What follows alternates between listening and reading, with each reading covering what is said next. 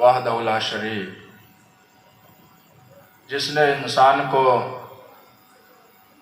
قوت گویائی اور قوت فہم و سماعت عطا کی، سوچنے سمجھنے کی طاقت عنایت کی، اور پھر سوچنے سمجھنے کی بنیاد پر فیصلہ کرنے کی طاقت و قوت عطا کرنے کے بعد انسان کے لیے راہ حق پر چلنے کے لیے معصومین میں جب سب سے پہلے نبوت کے سلسلے کا آغاز کیا، سب سے پہلے حضرت آدم کو بھیجا، اور پھر یہ سلسلہ انسانی ہدایت، کاروان ہدایت جناب آدم سے ہوتا ہوا ہمارے آخری نبی حضرت محمد مصطفیٰ صلی اللہم صلی علی محمد وعلی محمد آپ تک پہنچا، اور پہنچتا ہوا یہ جب رسول دنیا سے تشریف لے جا چکے، اور جب رسول کے لیے یہ اعلان ہو گیا، بسم اللہ الرحمن الرحیم، فَإِذَا فَرَغْتَ فَانْصَبْ وَإِلَىٰ رَبِّكَ فَارْغَب۔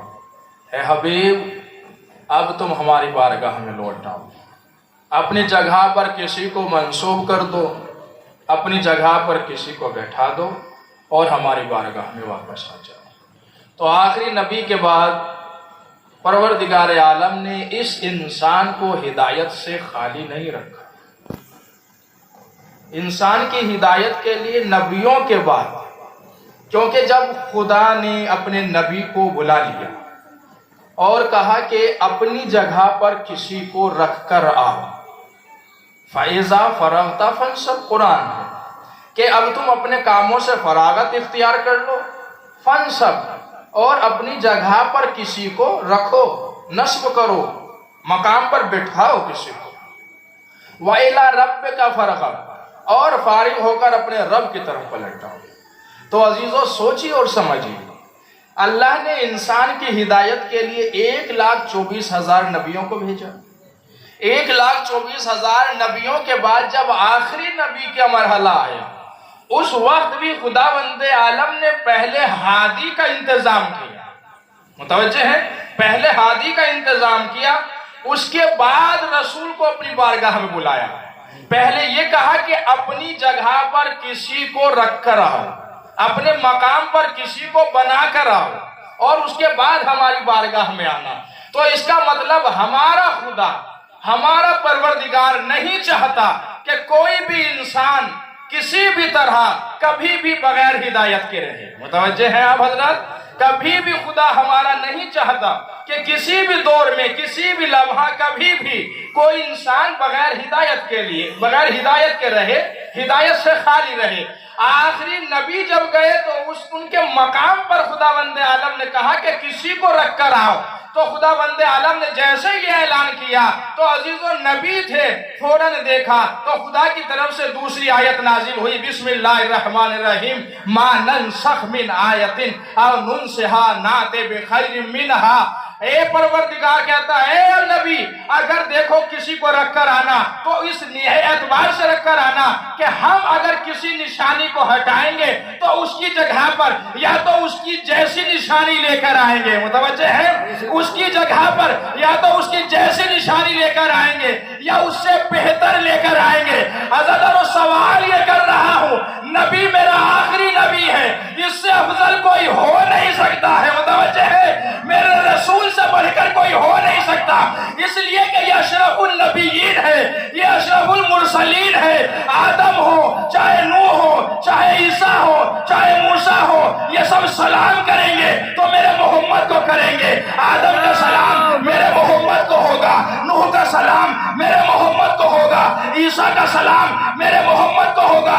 اب جب محمد جائیں گے تو اپنی جگہ پر اپنے سے افضل تو چھوڑیں گے نہیں، مگر ایسا تو ہو جو سوئے تو نبی کی طرح، جو اٹھے تو نبی کی طرح۔ صلوات بھیجے محمد۔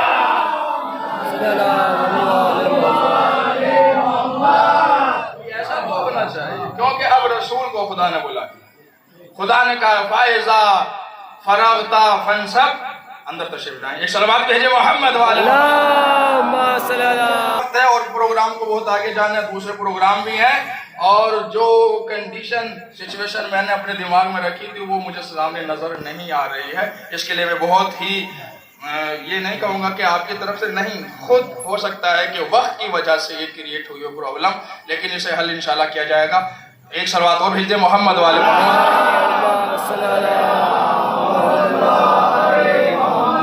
फायजा फरगता फनसब व इला रब्बिका फरगब। ए हबीब, अब तुम फारिग होकर हमारी बारगाह में आ जाओ और अपनी जगह पर किसी को नस्ब करो, अपने मकाम पर किसी को रखो, बैठो।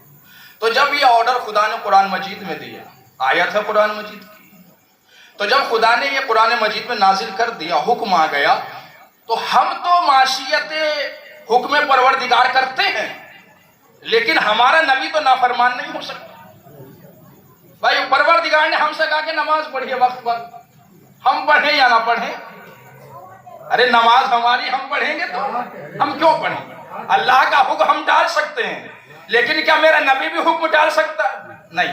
अजीजों, जो चीजें हमारे लिए मुस्तहब हैं वो मासूम के लिए वाजिब होती हैं। मुतवज्जे है?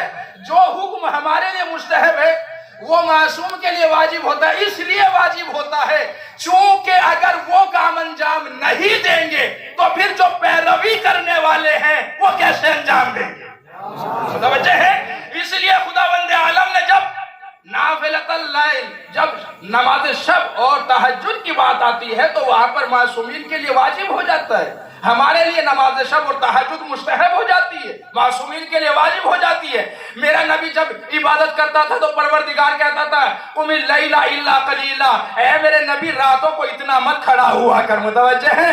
ऐ मेरे हबीब रातों को इतनी इबादत मत किया कर, तेरे पांव पर वरम आ जाता है। तो मेरा नल परवरदिगार जब अपने नबी के पांव पर वरम को बर्दाश्त नहीं कर सकता तो उसकी आड़ के ऊपर जुल्म को कैसे बर्दाश्त करेगा?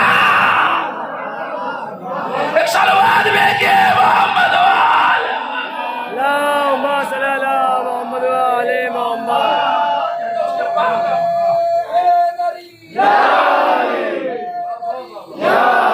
ये तो उसके पांव का मरहला है। पांव की बात है कि अगर पांव पर वरम आ जाए तो मेरा परवरदिगार कहता है कि हबीब रातों को इतना खड़ा मत हो, इतनी इबादत मत कर, तेरे पांव पर वरम आ जाए।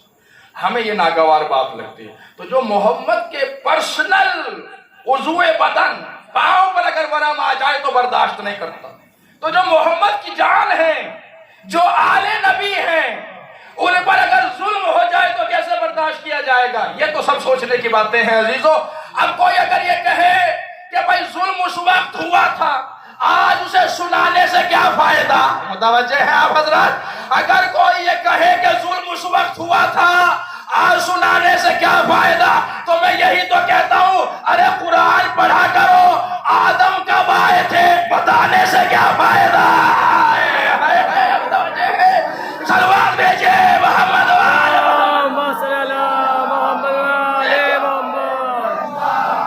ये कौन सी बात हुई कि जुल्म उस वक्त हुआ था बताने से क्या? आदम कब आए थे, कब का वाकया है? हव्वा को कहाँ उतारा, आदम को कहाँ उतारा, सफीना नूह नजात कैसे बना, कब बनाया गया, कौन डूब गया, कौन निजात पा गया, ये सारे वाकयात है ना। अरे कुरान में नबियों के नहीं भाई, जानवरों के वाकयात हैं। कुरान में नबियों के नहीं, जानवरों के हैं। कहीं पर वो वाकया है कि चोटी सुलेमान के हाथ पर बैठी नजर आई, कहीं पर वो वाकया है कि अबाबिलों ने अब्राहा के लश्कर को खदेड़ दिया है, खुदा हुसैन का वास्ता। कहीं पर ये वाकया है कि कैसे मकड़ी ने जाले को बुना, कहीं पर ये वाकया है कि हुदूद कैसे खबर लेकर आया, कहीं पर ये वाकया है कैसे गोश्त ने मूसा के जमाने में गवाही दी, कहीं पर ये वाकया है कि किस तरीके से कौवे ने बताया कि दफन कैसे किया जाता है। अरे जो खुदा जानवरों को नहीं भूलता वो नबी की औलाद को भूल जाएगा।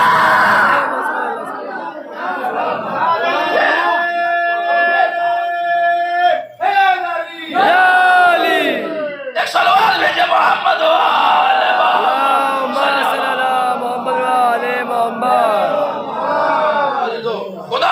عالم نے ارشاد فرمایا فَإِذَا فَرَغْتَ فَانْصَبْ وَإِلَىٰ رَبِّكَ فَارْغَب، حبیب آ جاؤ لیکن خالی مت آنا، اپنی جگہ پر کسی کو معین کر کے آنا، اپنی جگہ پر کسی کو بیٹھا کے آنا، اس کے بعد پہلے ہادی کا انتظام، اس کے بعد ہماری بارگاہ میں آنا، پہلے ہادی کا انتظام۔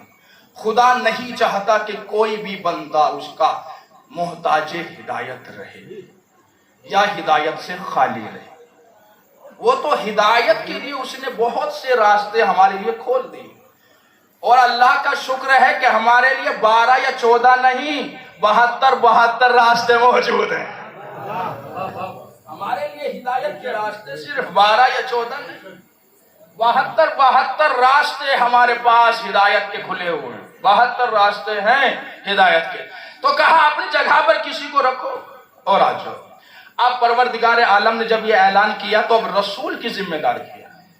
رسول کی ذمہ داری ہے کہ جب وہ دنیا سے جائیں اپنی جگہ پر کسی کو معین کر کے جائیں، یہ رسول کی ذمہ داری۔ یہ قرآن ہے فَإِذَا فَرَغْتَ فَانْصَبْ وَإِلَىٰ رَبِّكَ فَارْغَب، اے حبیب اب فارغ ہو گئے ہو، اپنی جگہ پر کسی کو نصب کرو، معین کرو، اور پھر ہماری بارگاہ میں آ جاؤ، یہ قرآن ہے۔ تو جب یہ قرآن میں اعلان ہو گیا، اب نبی کے اوپر یہ حکم مستحب نہیں، میں نے ابھی بتایا احکام ہمارے یہاں 5 طرح کے ہوتے ہیں۔ دین اسلام میں احکام کی 5 قسمیں، بچے اس بات کو غور سے سنیں، دین اسلام میں احکام کی 5 قسمیں، 5 طرح کے ہیں۔ احکام کو، حکم کو، آرڈر کو ڈیوائیڈ کیا گیا ہے ان 5 پارٹس، 5 مقام پر 5 کیٹیگری میں ڈیوائیڈ کیا گیا۔ پہلے وہ کہتے ہیں واجب، ایک کام کا کرنا کیا ہے؟ واجب۔ دوسرے کو کہا جاتا ہے جو اس کے اپوزٹ آتا ہے حرام، واجب کے مقابلے پر حرام۔ تیسرا حکم ہے مستحب، اس کے مقابلے پر آتا ہے مکروہ، اور 5واں ہے مباح۔ یہی تو ہے، آپ نے بہت آرام سے سنا اور بہت میں نے آرام سے پڑھ دیا۔ اللہ نے احکام کی بھی 5 ہی قسمیں بنائی۔ واہ، متوجہ ہیں آپ حضرات؟ اللہ نے دین اسلام میں احکام کی شریعت میں 5 قسمیں بنائی ہیں، یعنی خداوند عالم نے بتایا ہے کہ دین کبھی ہو ہی نہیں سکتا جس میں 5 نہ آ جائے، جس میں 5 نہ آ جائے وہ دین نہیں ہو سکتا۔ احکام میں یا تو حکم واجب ہوگا یا حرام ہوگا یا مستحب ہوگا یا مکروہ ہوگا یا مباح ہوگا۔ تو یہ تو 5 طرح کے قسم ہیں احکام کی، 5 طرح کے حکم ہیں۔ ہمارے لیے حکم واجب بھی ہوگا، حرام بھی ہوگا، مباح بھی ہوگا، مکروہ بھی ہوگا، مستحب بھی ہوگا، لیکن رسول کے لیے، معصوم کے لیے جتنے بھی احکام آئیں گے جنہیں انجام دینا ہے، یا تو وہ واجب ہوں گے یا جنہیں انجام نہیں دینا وہ حرام ہوں گے۔ اور کوئی ایسا حکم نہیں ہے معصومین کے لیے، یا تو واجب کا مرحلہ ہوگا یا حرام کا مرحلہ ہوگا۔ اب جب یہ آرڈر آیا کہ اپنی جگہ پر کسی کو معین کر کے آنا، اب یہ مستحب والی بات نہ تھی کہ آج نہیں تو کل کر دیں گے، متوجہ ہے؟ آج نہیں تو کل کر دیں گے، نہیں بھائی، آج یہ حکم آ گیا ہے کہ معین کر کے آنا۔ رسول کے اوپر ذمہ داری ہے کہ جانے سے پہلے معین کر کے جائے، اور وہ امر الہی جسے کہتے ہیں موت، وہ رسول کے قبضے میں نہیں، وہ خدا کے قبضے میں ہے۔ تو اب رسول نے یہ سوچا جتنی جلدی ادا ہو جائے، متوجہ ہے حضرات، جتنی جلدی ادا ہو جائے اس حکم سے اتنا اچھا ہے۔ اس لیے غدیر کے میدان میں کسی کو بلند نہ کیا، علی کو ہاتھوں میں اٹھا کے بلند کر کے بتایا جیسا میں حاکم ہوں ایسا علی حاکم ہے۔ صلوات بھیجے محمد، ویسے علی حاکم، کیونکہ یہ واجب ہو گیا تھا اپنی جگہ پر کسی کو معین کرنا، یہ واجب ہو گیا تو رسول کے اوپر اب واجب کو ادا کرنا بہت ضروری ہے۔ اب ہم نے ابھی میں نے کہا ہمارے اوپر جو جن کے اوپر احکام شرعی واجب ہو جاتے ہیں، واجب ہونے کا مطلب یہ نہیں کہ پڑھ لیں گے کر دیں گے، نہیں، واجب کا مطلب ہے اگر نہیں کیا تو ہمیں سزا ملے، ہم سزا کے مستحق ہو جائیں گے۔ वाजिब का क्या मतलब, अगर ये काम हमने नहीं किया या छूट गया या छोड़ दिया तो हम सजा के मुस्तहक हो जाएंगे। रसूल क्या छोड़ सकते थे, क्योंकि वाजिब था, सजा का मुस्तहक नहीं होना था। आप कहेंगे नबियों को कैसी सजा मिलती है, नबियों को भी मिलती है। यूनुस थे, मछली के पेट में चले गए थे, समझे हैं?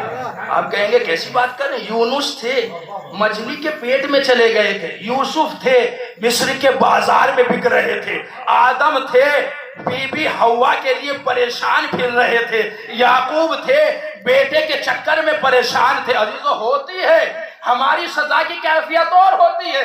नबियों के लिए जो खुदा मुअय्यन करता है वो अलग कैफियत, मैं सजा नहीं कह रहा हूँ, ये मैं वापस ले रहा हूँ, ये सजा नहीं नबियों की, लेकिन चूंकि ये इज्तिबा इम्तिहान, इसे इम्तिहान कहा जा सकता है, तो इम्तिहान का तरीका वो और था, हमारे लिए ये इम्तिहान का तरीका और है, लेकिन होता उनके लिए भी इम्तिहान है। कभी बेटे के जरिए इम्तिहान याकूब से लिया, कभी बाप के जरिए इम्तिहान यूसुफ से लिया, कभी माल के जरिए इम्तिहान इब्राहिम से लिया, कभी जान के जरिए इम्तिहान इब्राहिम से लिया। ये खुदा जो इम्तिहान ले रहा है ये सिर्फ नबियों का इसलिए नहीं कि हम देखें, नहीं, ये तो हमें याद करना है, हर वक्त हमें याद करना है कि जब खुदा नबियों को बगैर इम्तिहान के नहीं छोड़ता, हमें बगैर इम्तिहान के कैसे छोड़ देगा, ये हमें देखना है। जब हमारा परवरदिगार नबियों को बगैर इम्तिहान के नहीं छोड़ता तो फिर हमें बगैर इम्तिहान के कैसे छोड़ सकते हैं। हमारा भी इम्तिहान होना है, हमारा भी इम्तिहान लिया इसकी। अच्छा, आयत कौन सी है, मैं आयत आपकी खिदमत में अर्ज कर देता हूँ। बिस्मिल्लाहिर्रहमानिर्रहीम। परवरदिगार आलम इरशाद फरमाता है कि हमने इस इंसान को जब इस दुनिया में भेजा, सूरह दहर कुरान मजीद का 76वां सूरा जिसे सूरह इंसान भी कहा जाता है, उसकी दूसरी आयत खुदावंद आलम ने इरशाद में वजअलना लकुम समअन व बसरन, हमने इन्हें कुव्वत बसारत भी दी, कुव्वत समाअत भी दी। क्यों दी, इसलिए दी ताकि हम इनका इम्तिहान ले सकें, सिर्फ इसलिए दिए हैं। ये कानों की समाअत भी इसीलिए दी, आंखों की बसारत भी इसीलिए दी, ताकि हम इनका, इन लोगों का, पूरी कायनात की मखलूकात का, जिनको कान और आंख दिए हैं और जो अक्ल और शऊर रखते हैं, उनकी बात कर रहा हूँ। जानवरों को तो इम्तिहान होता ही नहीं है, इम्तिहान तो हमें ही देना है। अपने बच्चों का आप इम्तिहान दिलाते हैं, बच्चे इम्तिहान देने जाते हैं, कभी देखा है कि 6 महीने का बच्चा गया और इम्तिहान देने के लिए नहीं जाता ना 6 महीने के, क्यों? क्योंकि उसकी अक्ल इस काबिल नहीं होती कि वो इम्तिहान दे सके, और इसी वजह से उसके ऊपर अहकाम शरई वाजिब नहीं होते हैं। लेकिन क्या कहना असगर का, हमारे बच्चे लोरियां सुनते हैं, असगर दीन इस्लाम बचाता है। आए, आए, आए। आपने बड़ी खामोशी से मेरा जुमला सुना है। हमारे बच्चे 6 महीने के नहीं साल भर के भी हो जाएं तो लोरियां सुनते हैं, लेकिन ये हुसैन का बच्चा अली असगर है जो 6 महीने का होकर भी इस्लाम को पांव पर खड़ा करने चल जाता है। इसका मतलब ये है हमारे बच्चे और हैं, हुसैन के बच्चे और हैं। हमारे बच्चे हुसैन के बच्चे और हैं। तो अजीजों, ये वो आल है जिसने इस्लाम को बचाया। तो रसूल से कहा फाइजा फरकता फंसब, आ जाइए। और जब ये ऐलान कर दिया गया और कुरान में खुदावंद आलम ने कहा मा नंसख मिन आयतिन औ नुनसिहा नाति बिखैर मिनहा, हम जब किसी आयत को हटाते, किसी निशानी को हटाते, कुरान कहता, तो उसकी जगह पर उसके जैसी लेकर आते, या फिर उससे औ मिसलेहा, उसके जैसी, या फिर उससे बेहतर लेकर। अलम तालम अन्नल्लाह अला कुल्ली शैइन कदीर, और अल्लाह तो हर चीज पर कुदरत रखने वाला है। तुम जान अल्लाह ये सब काम कर सकता है, उसके जैसी ला सकता है, उससे बेहतर भी ला सकता है। मैंने अभी कहा कि रसूल सबसे बड़ी निशानी है अल्लाह की, हमारे आखिरी नबी सबसे बड़ी निशानी है अल्लाह की। अब कैसे अल्लाह की निशानी? अल्लाह की निशानी इस हवाले से है कि उनको पहचानने से उसे समझा जाता है,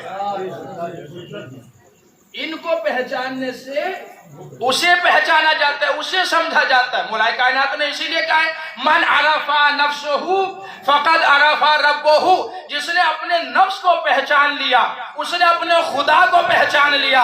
जो अभी अपने ज़मीर को ना पहचान सका वो अपने खुदा को क्या पहचानेगा? متوجہ ہے؟ ابھی جملہ شاید پھر دوہرا دوں دوسرے لفظوں میں کہوں، ارے جس کا ضمیر 2 روپیوں میں بک جائے اس کے سجدے قبول نہیں ہوتے۔ صلوات بھیجیں محمد۔ تو ایمان بک گیا، ایمان بک گیا، عقیدت بک گئی، عقیدے بک گئے، تو عمل کس کا قبول ہوگا؟ کسی کا کوئی عمل اس وقت قبول ہوگا جب آپ کا عقیدہ سے۔ تو عزیزو، رسول کو یہ حکم ہوا، رسول نے کہا ٹھیک ہے۔ اب وہ تاریخ آپ کے سامنے، بس یہی واقعہ ہے، موڑ ہے یہ۔ وہ تاریخ جب یہ اعلان کیا گیا کہ اپنی جگہ پر کسی کو معین کرو، تو رسول کی ذمہ داری تھی۔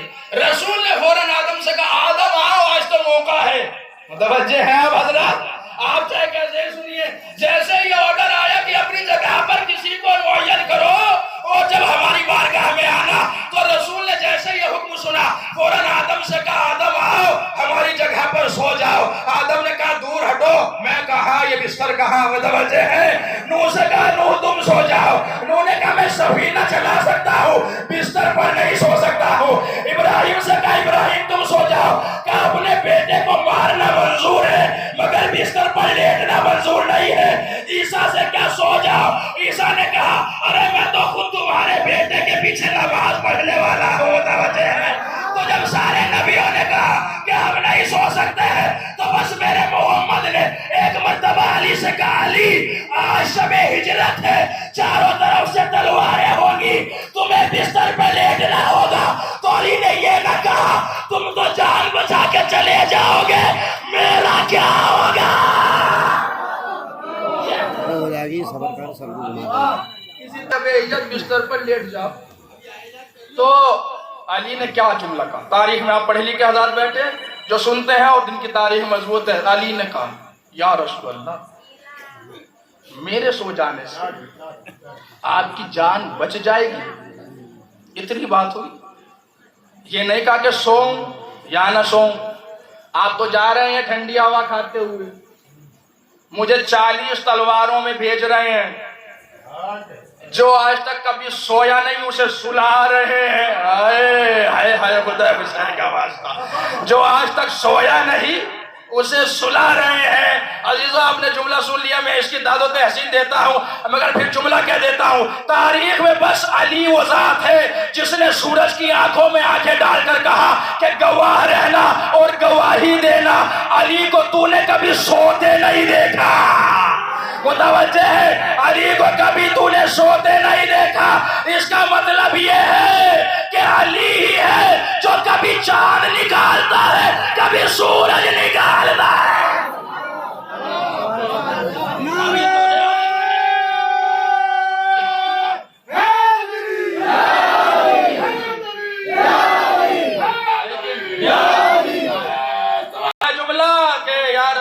سو جاؤں، کیا میرے سونے سے آپ کی جان بچ جائے گی؟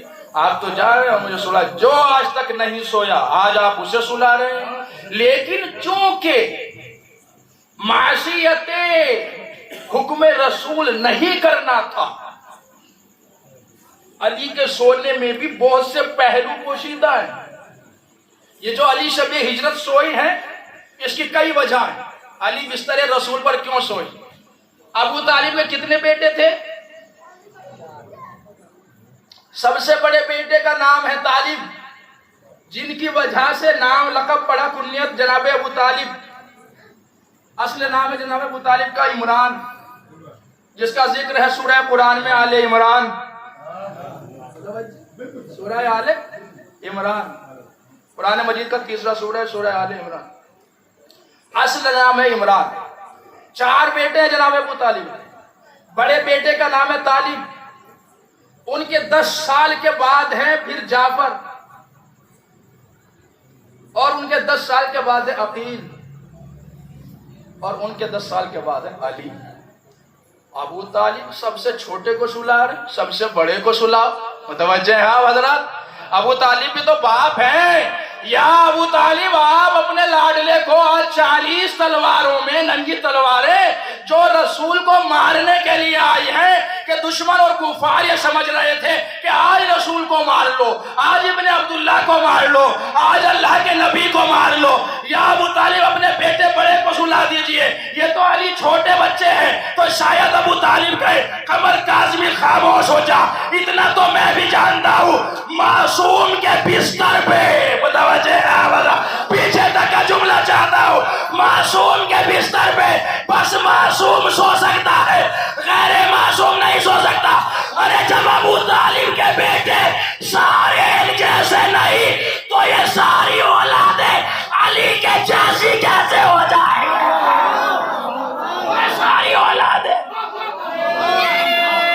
دنیا جب ابو طالب کے چاروں بیٹے ایک جیسے نہیں، طالب، عقیل، جعفر، علی، چار بیٹوں میں سب سے الگ مقام ہے علی کا، چاروں ایک جیسے ہیں، تو پھر یہ ساری دنیا بھائیوں سے بڑھ کر، خون سے بڑھ کر، بیٹوں سے بڑھ کر نہیں ہو سکتی، علی کے مقابلے پر کوئی دوسرا نہیں آ سکتا، معصوم کے بستر پر معصوم۔ میں نے کہا بہت سی وجہ ہے، پہلی وجہ علی کا بستر رسول پہ سونا، پہلی وجہ متوجہ ہے، پہلی وجہ علی کا بستر رسول پہ سونا، قرآن کے حکم کو بچانا، پہلی وجہ فَإِذَا فَرَغْتَ فَانْصَبْ وَإِلَىٰ رَبِّكَ فَارْغَب، آ جاؤ اپنی جگہ پر معین کر کے آنا۔ رسول نے یہ سلایا نہیں، یہ دکھایا تھا جو سونے میں مجھ جیسا ہے، متوجہ ہے آپ حضرات، یہ سلایا نہیں تھا، یہ دکھایا تھا۔ دین ایسے ویسوں سے نہ لینا جو دنیا کی رنگ رلیوں میں مصروف ہو، دین ایسوں سے لینا جو میری طرح سوتا ہو، میری طرح بولتا ہو۔ سب سے پہلا حکم تھا قرآن کے حکم کو بچانا، شب ہجرت رسول کے بستر پر علی کا لیٹنا، قرآن کے حکم کو بچانا۔ دوسرا معصیت رسول نہ ہو جائے، اس لیے اطاعت میں بستر پر سونا، دو وجہ۔ تیسری وجہ کہ بستر پر کیوں کہا سونے کے لیے؟ اس لیے کہا کہ دنیا دیکھے میرے بعد اگر کوئی میری جگہ ہوگا، اگر میرے بعد کوئی میری جگہ ہوگا تو وہ علی ہوگا اور کوئی نہیں ہو سکتا۔ تیسری وجہ، تین وجہ، اور چوتھی وجہ سب سے اہم وجہ، چوتھی وجہ اسلام کو بچانا اور محمد کی حفاظت کرنا، اسلام کو بچانا اور نبی کی، محمد کی حفاظت کرنا سب سے اہم وجہ۔ مدینے والوں آؤ رسول کو بچاؤ، بات ہے بہت بڑی، شب ہجرت ہے، مدینے والوں آؤ رسول کو بچاؤ۔ آج تو یہ امتحان کی گھڑی ہے، آج سے اچھا موقع کس کے پاس آئے گا؟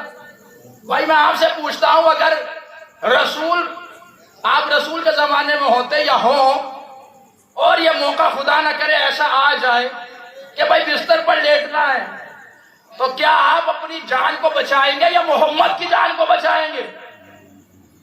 سب سے پہلے ہر ایک بچہ یہ کہے گا ہمارا دین، ہمارا نبی، ہمیں اس کی حفاظت کرنا ہے، ہمیں اپنی جان کی چاہے بازی لگانی پڑ جائے، ہمارا دین بچ جائے، ہمارا نبی بچ جائے۔ سوال یہ شب ہجرت علی تو سو رہے تھے اور کیا کر رہے تھے؟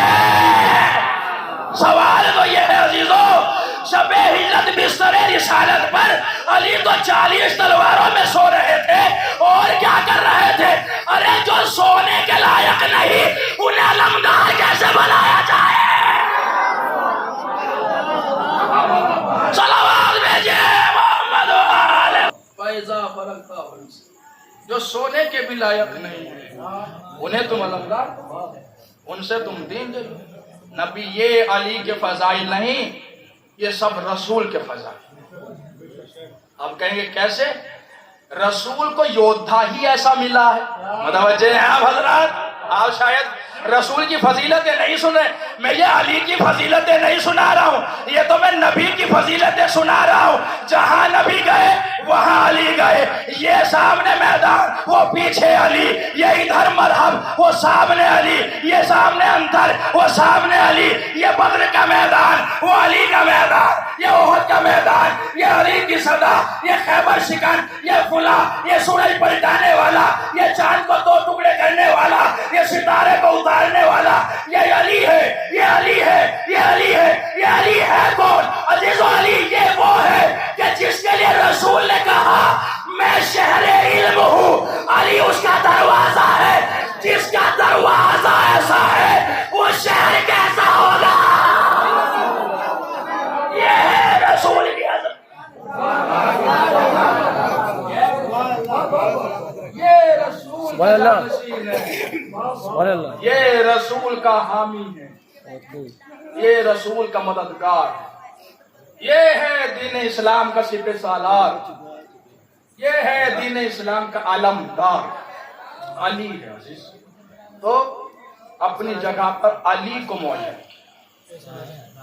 सारा कुरान पढ़े, कोई बात अगर किसी के दिमाग में शक वाली हो, कुर्बतें तो बहुत है रसूल की, ये रसूल के चचा है, ये रसूल की चची है, ये रसूल के रिश्तेदार है, ये रसूल के फला है, कोई ऐसा तो दिखाओ कि सो रहा हो तो रसूल को बचाया हो, चल रहा हो तो मोहम्मद को बचाया हो।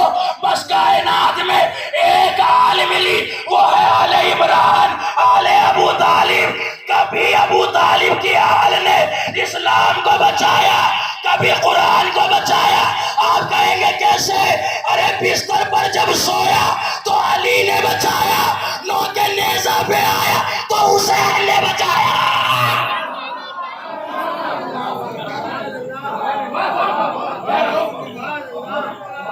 और कोई आले अबू तालिब, आले इमरान, सिर्फ आले इमरान है जिसने आले इब्राहिम को बचाया। कायनात में दो ही तो आल है जिसको हम अच्छे से पढ़ते हैं, जिनके मुताले में हम जाते हैं, एक आले इब्राहिम और एक आले इमरान। हमारे नबी आले इब्राहिम में